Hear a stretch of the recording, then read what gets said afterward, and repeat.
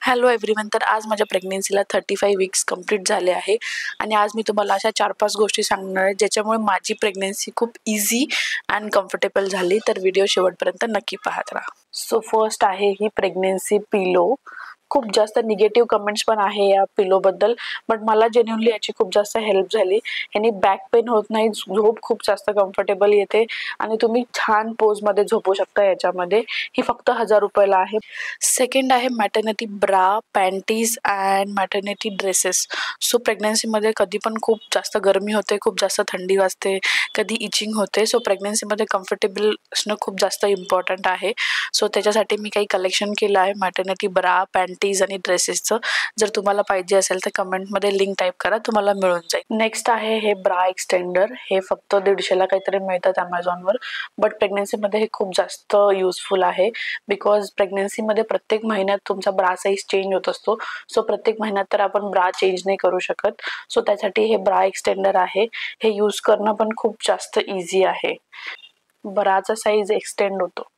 So हे खूप जास्त युजफुल आहे. असं पण तुमच्याजवळ असेल तर तुम्हाला नेहमी ब्रा खरेदी नाही करावं लागणार. नेक्स्ट आहे ही हॉट बॅग. ही हॉट बॅग पण खूप जास्त कामी येतं बिकॉज कधी खूप जास्त बॅक पेन होतो. सो तेव्हा जर तुम्ही ही हॉट बॅग यूज केली तर तुम्हाला बॅक पेनमध्ये खूप जास्त रिलीफ मिळतो. सो ही खूप स्वस्त आहे. अशी एक हॉट बॅग पण तुम्ही घेऊन ठेवायला पाहिजे.